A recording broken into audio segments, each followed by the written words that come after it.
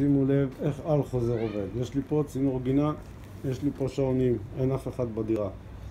אני פותח את הצינור גינה, סוגר, השעון מסתובב קדימה ואחורה. הוא לא קשור לשום דבר. צינור פתוח, אני סוגר.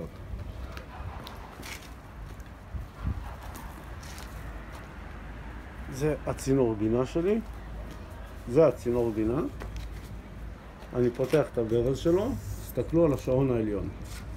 פותח, סוגר. הוא בכלל מחובר למקום אחר. גם השעון מעליו. פותח מים בגינה, סוגר, השעון הולך קדימה ואחורה. קדימה ואחורה. עוד שעון מעל. פותח, סוגר, קדימה ואחורה.